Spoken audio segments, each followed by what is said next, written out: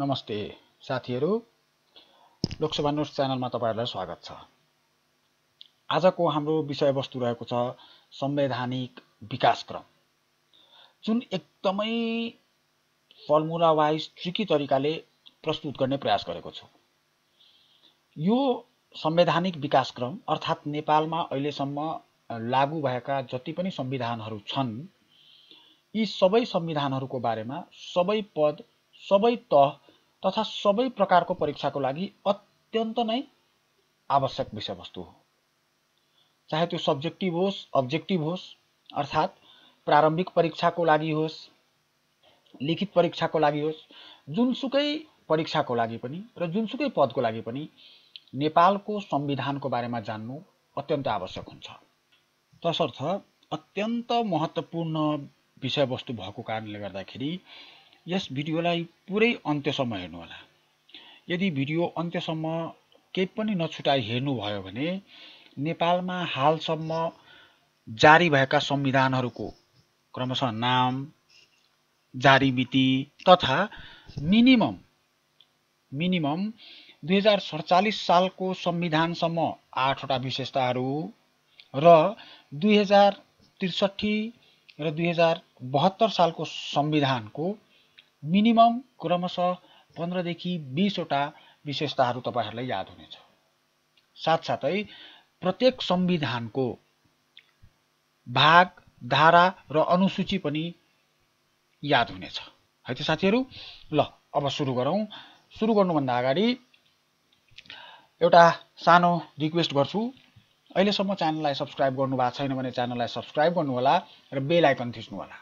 र यदि यो भिडियो तपाईलाई राम्रो लाग्यो भने कृपया लाइक बटन थिचेर लाइक गरिदिनु होला, साथै कमेन्ट र शेयर पनि गर्नुहोला। अब विषयवस्तुतिर जाउँ। विषयवस्तु जाँदाखेरि अहिले तपाईले देखिराख्नु भएको छ नेपालको संविधान 2019। हाम्रो संविधान जम्मा 7 वटा, 4 भन्दा माथि 3टा संविधान र 4 भन्दा तल 3टा संविधान, अर्थात यो बीचको संविधान हो नेपालको संविधान 2019। अर्को तपाईले अहिले भर्खर के हेर्नुभयो भने नेपालको संविधान 2072। दुईटा मात्र मैले किन देखाएको हो भन्दाखेरि 2019 सालको संविधान र 2072 सालको संविधान दुईटैको नाम नेपालको संविधान हो। है, अब नेपालको संविधानलाई त्यसको माथि पनि नेपाल अधिराज्यको संविधान छ र तल पनि के छ, नेपाल अधिराज्यको संविधान छ। है त साथीहरु, त्यसपछि राम्ररी हेर्नुस्, नेपाल अधिराज्यको संविधान भन्दा माथि नेपालको अन्तरिम शासन विधान छ र तलतिर नेपालको अन्तरिम संविधान छ। नेपालको अन्तरिम माथि पनि छ, नेपालको अन्तरिम तल पनि छ, जुन दुईटै ग्रेन गरिएको छ। माथि शासन विधान र त्यही शासन विधानबाट संविधान तल आयो। है, र प्रथम हाम्रो संविधान के रहेको छ, नेपाल सरकार वैधानिक कानून 2004 साल। अर्थात अहिलेसम्म हाम्रो जारी भएका जुन जति पनि संविधानहरू छन् 2004, 2007, 2015, 2019, 2047, 2063 र 2072, यी सबै संविधानहरूलाई हामीले यसरी क्रमबद्ध रूपमा नाम सहित याद गर्न सक्छौं। अब हामी कुरा गरौँ डेटको। डेट याद गर्ने बेलामा अब साल त हामीलाई याद भइसक्यो, किनभने त्यो संविधान पर्टिकुलर सालमै आएको छ। डेट याद गर्दाखेरि ध्यान दिनु त, चौथो नम्बरमा 9 आयो। अर्थात 2019 मा 9 छ भने त्यो 9 महिनामा आएको थियो। है, अब 4 बाट 1 मा जानु 10, फेरि तल आउनु 11, फेरि माथि जानु 12, 9 माथि गयो 10, फेरि तल आयो 11, फेरि माथि गयो 12। यी हुन् यसका महिनाहरू। अर्थात 2004 सालको संविधान 2004 साल माघ महिनामा आएको थियो। 7 सालको संविधान 2007 साल चैत महिनामा आयो। 15 को 11 र 19 को पुस महिनामा आयो। है त साथीहरु, अब हामी मिति हेर्ने गरौँ। एउटा कुरा के ध्यान दिनु होला भने दुईटा कुरा टिप्नुस् यहाँ। पहिलो कुरा, यो जुन 2015 र 2019 छ, अर्थात दुईटैमा 1-1 छ। यो दुईटै 1 गते आएको थियो। है, यो दुईटै कति गते आयो हेर्नु त, 1 गते आएको छ। ठीक छ, 15 मा पनि यहाँ 1 छ, 19 मा पनि 1 छ नि। है, 10 देखि 20 सम्मकोमा 1 गते आयो। No confusion. अगाडि बढौँ। अगाडि बढ्दाखेरि 2007 सालको संविधान कति गते आयो त? अब हेर्नुस्, यो नम्बरलाई हेर्नु, 2007 लाई 2 बाट 2 र यो सबै जोड्दाखेरि कति आउँछ 9। अर्थात् 2007 सालको संविधानको मिति हामीलाई के याद हुने भयो 2007 12 29। अब यसो टक्क सम्झिने बेलामा 2007 9 थियो तल चौथो नमा, 1 मा गयो 10, 3 मा आयो 11, 2 मा आयो 12। ठीक छ। र पहिलो संविधान हाम्रो माघ 13 गते आएको थियो है त साथीहरु। त्यसपछि जाउँ 2047 सालको संविधान। ध्यान दिनु 2047 सालको संविधानमा के छ 7 अर्थात् 7औं महिनामा आयो। ठीक छ। 7औं महिनामा आयो। कति गते आएको छ 23 गते आएको छ। ठीक छ। 7औं महिनामा आयो र कति गते आयो 23 आयो। अलिकति नम्बर खेलाउन सक्नुभयो भने यो पनि सजिलो छ। 2 यहाँ आयो र 7 बाट 4 गयो कति भयो 3। 7 को 7औं महिना त याद गर्न गाह्रो नै छैन र बाँकी के भयो 23 गते। अब यहाँ 23 गते छ। यो 23 पनि एकदमै महत्त्वपूर्ण कुरा हो किनभने यस संविधानमा 23 वटा भाग। ठीक छ। त्यही सँग रिलेटेड हेर्नुस् 133 वटा धारा र 3 टा अनुसूची। हेर्नु त 3 3 3 3 बाट माथि गयो 13, 13 बाट माथि गयो 23। सजिलो छ। अब कुरा गरौँ 19 को। यहाँ 19 छ है। यहाँ 19 छ। 19 वाला संविधानमा 20 वटा आएको थियो भाग है। 20 वटा भाग भयो। अब 25 जा कति हुन्छ 100। तर यहाँ कति छ 9 छ नि, त्यसले गर्दा 96 वटा के भयो धारा भयो र अनुसूची कति छ 6। नेपालको अन्तरिम संविधान 2063 यो चाहिँ 10औं महिनामा आयो र 1 गते नै आएको छ। त अब यो 10 महिना 1 गते र यसमा भाग कतिवटा छ 25 वटा, धारा 167, अनुसूची 4। त्यस्तै नै नेपालको जुन अहिलेको संविधान छ यो त सबैलाई याद होला असोज महिनाको 3 गते 6 3 है। अब यो जुन 3 छ हेर्नुस् त 35। अर्को के भयो 3 जस्ताको त्यस्तै आयो 5 3 8 308 र अर्को 9। संख्यालाई राम्रो तरिकाले हेर्नुभयो भने तपाईलाई भाग धारा र अनुसूची हामीलाई अब्जेक्टिभ त के सब्जेक्टिभमा पनि सजिलो हुन्छ है। अहिलेसम्म हामीले के गर्यो भन्दाखेरि 2019 साल अर्थात् चौथो संविधान र 7औं संविधान उही नाम छ। 19 सालको संविधान जुन छ त्यसमा 9 छ अर्थात् 9 महिना। ठीक छ। अब पहिलो संविधान 10 महिना, तेस्रो संविधान 11 महिना, दोस्रो संविधान 12 महिना है। र अघि नै मैले के कुरा गरेको थिएँ भने 15 र 19 अर्थात् 11 12 को जुन लाइनमा जुन संविधान आएको छ त्यो 1 गते आएको छ। जति पनि संविधानहरू छन् है सबै संविधानको जारी मितिमा ध्यान दिनु होला 3 1 र 9 मात्रै छ। यो भन्दा बाहेक यदि हामीलाई अब्जेक्टिभ क्वेशनमा आयो भने हामी त्यसलाई टिक नलगाउने, कि त 3 हुनु पर्यो, कि त 1 हुनु पर्यो, कि त 9 हुनु पर्यो। ठीक छ। अब कुरा गरौँ हामी 2015 सालको संविधानको। यो 2015 सालको संविधान 15 र 19 त 1 गते आएको छ हो। अब यो 1 गते जुन छ यो 1 लाई पल्टाउँदा कति हुन्छ 10। ठीक छ। त्यस्तै गरी यसलाई एकैछिन यहाँ छोडौं र माथि जाउँ। 2007 सालको संविधानमा 7 वटा भाग है। यही 7 सँग 73 वटा धारा। ठीक छ। र कतिवटा अनुसूची एउटा अनुसूची। ठीक छ हो। यो 73 यहाँ कति भयो 77 र 3 र हाम्रो पहिलो 2004 सालको संविधान टोटल जोड्दाखेरि 6 6 68 1 है साथीहरु। यसमा केही कन्फ्युजन मलाई लाग्दैन कि छ होला। तपाई यही तरिकाले याद गर्नुस्। अब अगाडि जाउँ सबैको विशेषतामा। जस्तै कि पहिलो संविधान थियो नेपाल सरकार वैधानिक कानून 2004। अब यसको विशेषता हामीले याद गर्दाखेरि तपाईले यो एउटा सेन्टेन्स राख्नै पर्छ। यो एउटा सेन्टेन्स लेख्नुस्, याद गर्नुस् र यही सेन्टेन्स अनुसार हामी 2004 सालदेखि लिएर 2072 सालको संविधान अनुसार 72 सालको संविधानसम्म कमसेकम 8 वटा हामी के याद गर्न सक्छौं विशेषताहरू। जुनसुकै एक्जाममा सोधोस् जे सोधोस्। ठीक छ।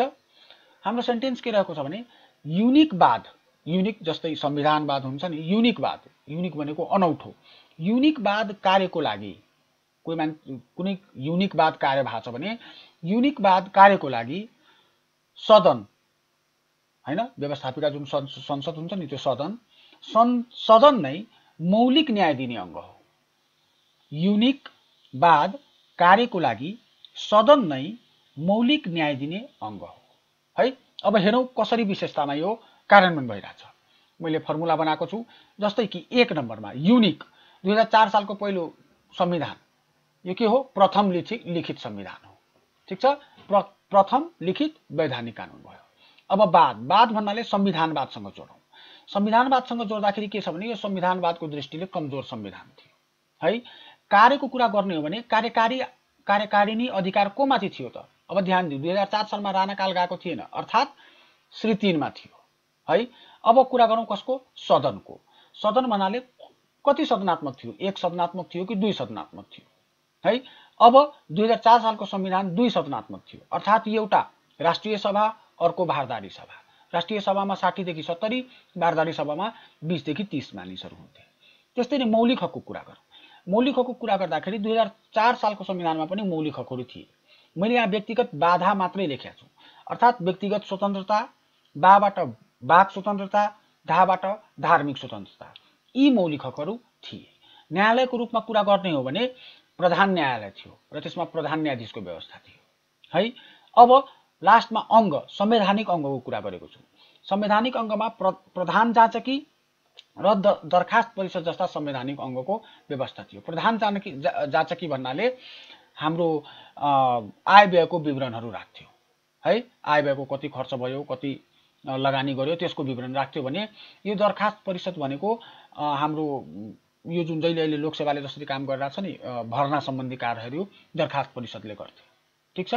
अब यही युनिकवाद कार्यको लागि सदन नै मौलिक न्याय दिने अङ्ग हो। यसैलाई हामी 2007 सालको संविधानको पनि विशेषता यसै गरी नै सम्झिन्छौँ। अब हेर्नुहोस्, युनिकवाद कार्यको लागि सदन नै मौलिक न्याय दिने अङ्ग हो आयो। अब हेर्नुहोस् 2007 सालको युनिक क्यारेक्टर के थियो? प्रथम लागू भएको संविधान, किनकि 2004 सालको संविधान लागू हुने भनेको थियो 2005 वैशाख 1 बाट, तर लागू हुन सकेको थिएन।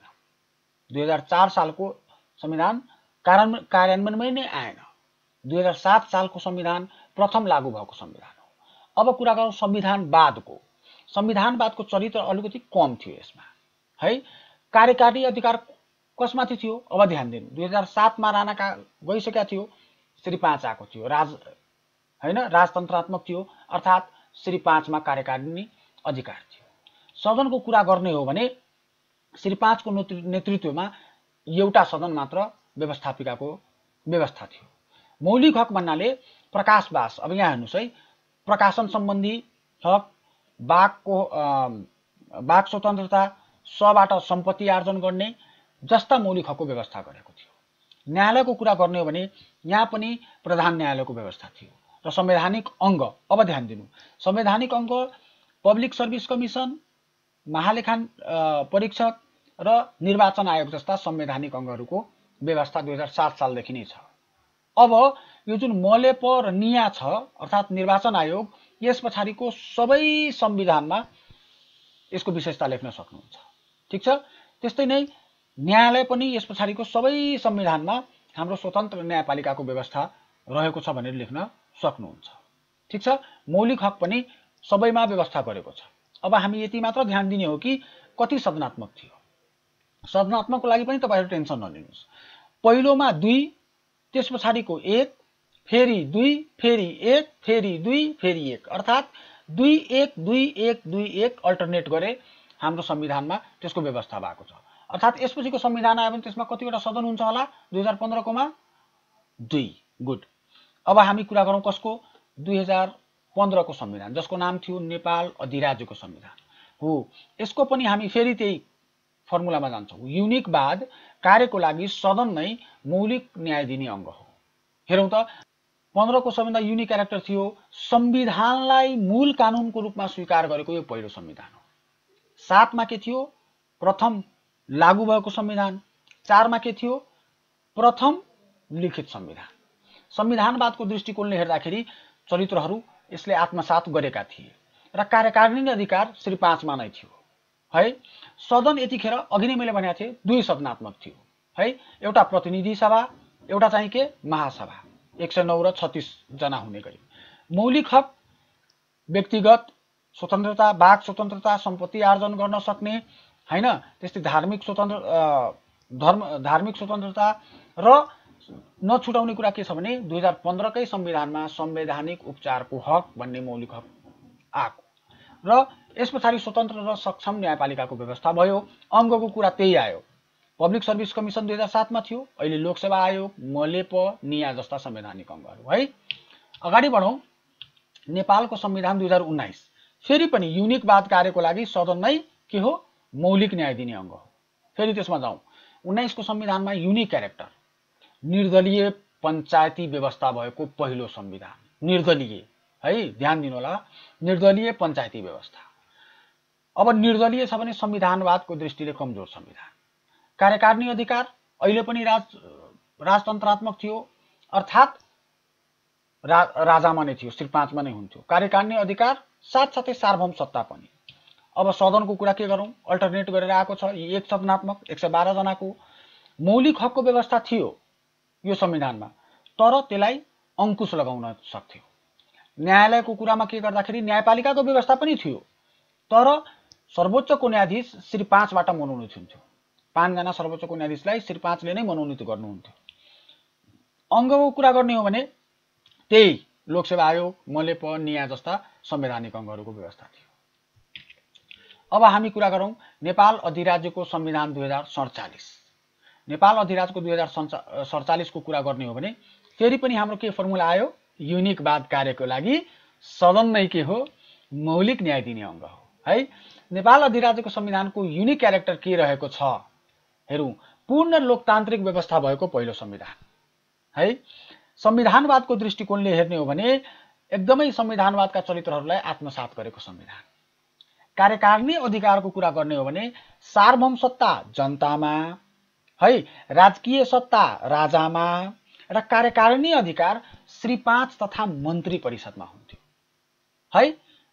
कुरा गरौँ सदनको, त्यतिखेर 2 सदनात्मक थिए है। फेरि अल्टरनेट गरी आएको छ, एउटा प्रतिनिधि सभा 205 र राष्ट्रिय सभा 60 जना हुने गरी। मौलिक हक जुन छ, मौलिक हक पनि थियो र साथसाथै मानव अधिकार पनि यतिखेर आयो र मौलिक हक र मानव अधिकार प्रत्याभूति समेत गराइयो जनतालाई।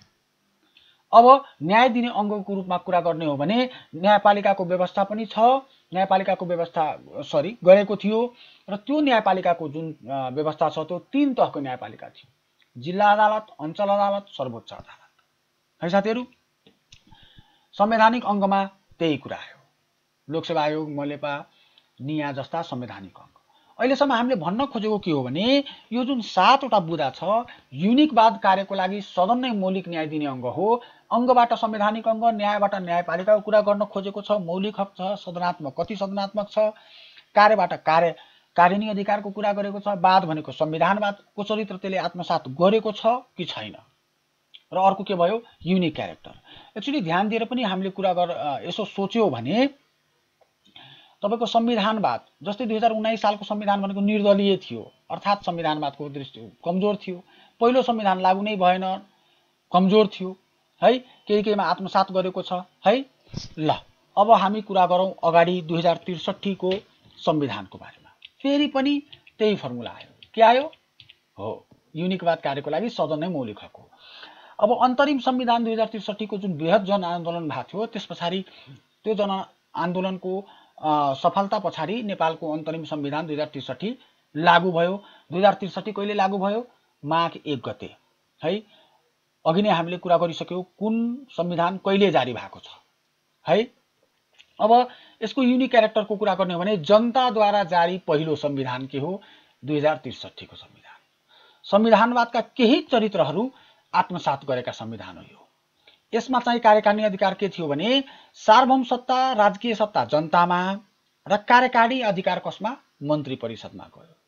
सदन त्यतिखेर 1 सदनात्मक थियो जसमा 601 जनाको व्यवस्था थियो। मौलिक हक भनेको व्यापक मौलिक हकको व्यवस्था गर्यो। न्याय दिनेमा त्यही 3 तहको न्यायपालिका र संवैधानिक अङ्ग भनेको लोकसेवा आयोग, मलेप र निया। अहिलेसम्म हामी लेख्दै आएको छौं नेपालको अन्तरिम संविधानले राष्ट्रिय मानव अधिकार आयोगको पनि व्यवस्था गर्यो है। अब यो सँगसँगै यो त हाम्रो कतिवटा थियो, 7 वटा विशेषता। एउटा विशेषता त हामी लेख्न सकिहाल्छौं 2063 सालको संविधानमा भाग 25 धारा 167 र अनुसूचित 4 थिए।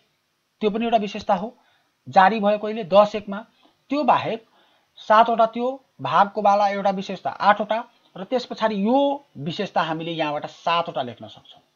त्यसको लागि फर्मुला के रहेको छ भने आमाको भाषा राष्ट्रप्रतिको बहुमूल धर्म ग्रन्थ हो है। आमाको भाषा राष्ट्रप्रतिको के हो रे? बहुमूल धर्म ग्रन्थ हो। अर्थात् आमाको नाममा नागरिकता। भाषा भनेको नेपालमा जति पनि भाषा बोलिन्छ त्यो सबै भाषालाई राष्ट्रभाषा भनियो। राष्ट्रपति र उपराष्ट्रपतिको व्यवस्था। बहु भनेको समावेशी बहुदलीय प्रजातान्त्रिक शासन व्यवस्था। मूल भनेको संविधानलाई देशको मूल कानुनको रूपमा स्वीकारेको धर्मनिरपेक्ष राष्ट्रको व्यवस्था, गणतान्त्रिक राज्यको व्यवस्था र यो बाहेक पनि है माथि कतिवटा आयो तपाईँ हेर्न सक्नुहुन्छ 2 2 4 2 6 1 7 7 वटा यहाँ अघिको फर्मुलाबाट 7 14 र एउटा के थियो भागधारा 15। मैले अघि नै भिडियो सुरु हुने बेलामा के भनेको थिएँ कि 2063 को 15 र 2072 को 20 वटा विशेषता तपाईलाई म एकदम सजिलो तरिकाले याद गराइदिन्छु। साथसाथै बाँकी सबै संविधानको पनि 7 वटा 8 वटा विशेषता तपाईहरुलाई याद हुन्छ है। अब अर्को यसको 2063 को विशेषता के थियो भने संसदको सदस्य नभए पनि मन्त्री हुन पाउने, राजनीतिक दल खोल्न पाउने व्यवस्था, निर्वाचन र संसदीय सुनवाईको पनि व्यवस्था गरियो है। अब यो संविधान अहिले लागू भएको छैन, तत्काल लागू भएको संविधानको कुरा गरौँ। अहिलेको संविधान नेपालको संविधान 2072 यसलाई विश्वमा नै उत्कृष्ट ठानिएको छ। फेरि पनि पहिला हामी त्यही फर्मुलाबाट जाउँ।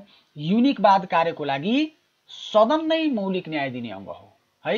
युनिक क्यारेक्टर संविधान सभाबाट जारी भएको पहिलो संविधान। अब बादमा संविधानवादको कुरा गरौँ। सोचौं त संविधानवादका धेरै जसा चरित्रहरू आत्मसात गरेको संविधान। अब कार्यकारिणी अधिकार कोमा हुन्छ? त्यही सार्वभौम सत्ता राजकीय सत्ता जनतामा, कार्यकारिणी अधिकार कसमा? मन्त्री परिषदमा। सदनको कुरा गर्ने हो भने अल्टरनेट गर्नुस्। पहिलो थियो 2, दोस्रो संविधान 1, तेस्रो संविधान 2, चौथो संविधान 1, पाँचौं संविधान 2, छैठौं संविधान 1, सातौं संविधान के आयो? 2 सदनात्मक। प्रतिनिधि सभामा 275 र राष्ट्रिय सभामा कति? 59 है। मौलिक हक भनेको व्यापक मौलिक हकको व्यवस्था रहेको छ जुन 31 वटा छ। तपाईले मौलिक हकलाई जुन 31 वटा मौलिक हक छ त्यसलाई चाहिँ क्रमबद्ध रूपमा सजिलो तरिकाले याद गर्न यदि चाहनुहुन्छ भने भिडियो लिंक तल म तपाईलाई डिस्क्रिप्सनमा दिएको छु, त्यहाँबाट हेरेर मौलिक हकलाई कण्ठ कहिले पनि नबिर्सिने तरिकाले याद गर्न सक्नुहुन्छ। न्यायपालिकाको कुरा गर्ने हो भने स्वतन्त्र निष्पक्ष 3 तहको न्यायपालिकाको व्यवस्था गरियो है। न्यायिक पुनरावलोकनको व्यवस्था पनि गरियो। तर अहिले सर्वोच्च अदालत, पहिला अञ्चल अदालतको ठाउँमा अहिले पुनरावेदन अदालत र जिल्ला अदालतको व्यवस्था छ। संवैधानिक अङ्गको कुरा गर्ने हो भने व्यापक संवैधानिक अङ्ग छ, 13 वटा संवैधानिक अङ्गहरू छन् है। यो बाहेक अघि 63 मा पनि हामीले यो फर्मुला हेर्यौं। आमाको भाषा राष्ट्रपतिको के हो रे? बहुमूल धर्म ग्रन्थ हो। अब हेर्नुस्, आमाको भाषा भनेको आमाको नाममा नागरिकता। अब यसलाई अलिकति इलाबोरेट गर्नु तपाईको अर्को पोइन्ट पनि भन्छ। आमाको नाममा नागरिकता कमा त्यही नागरिकताबाट गैर आवासीय नागरिकताको व्यवस्था। भाषामा हेर्नुस्, नेपालमा बोलिने सबै भाषा राष्ट्रभाषा एउटा बुदा भयो। अर्को बुदा त्यही भाषाबाट कुनै पनि प्रदेशको बहुसंख्यक जातिले बोल्ने जुन भाषा छ त्यसलाई सरकारी कामकाजको भाषा बनाउन सकिन्छ भन्ने लेखेको छ।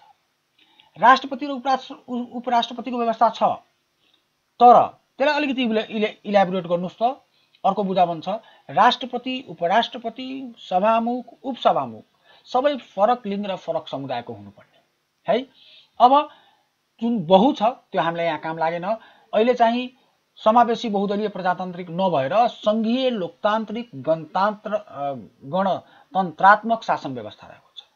संविधानलाई मूल कानुनको रूपमा स्वीकार गरेको छ। धर्मनिरपेक्ष राष्ट्र पनि छ, गणतान्त्रिक राज्य पनि छ है। 7 वटा भयो। सँगसँगै यहाँ हेर्नुस्, यो 8औं, यो 9, यो 10 र अघिको 7 युनिकवादवाला 17, एउटा धाराको 18। अब बाँकी पनि हेर्दै जानुस्।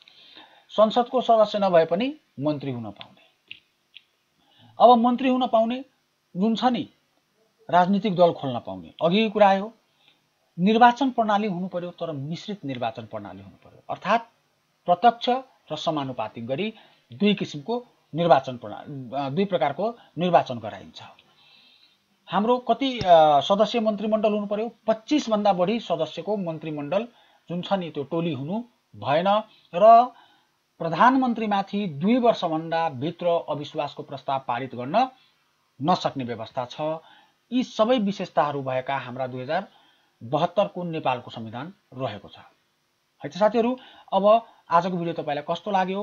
मलाई पूर्ण विश्वास छ कि आजको भिडियो तपाईलाई फाइदाकारक होला। तपाई यो भिडियोलाई एकचोटि हेरेर दुईचोटि लेख्नु भयो भने तपाई विशेषताहरू, यसका मिति, यसका भाग, धारा, अनुसूची कहिले पनि बिर्सिनुहुन्न भन्ने मलाई पूर्ण विश्वास छ। र फेरि पनि तपाईहरुलाई धन्यवाद दिँदै अहिलेसम्म च्यानल सब्स्क्राइब गर्नु भएको छैन भने कृपया च्यानललाई सब्स्क्राइब गर्नुहोला। Bye bye, take care.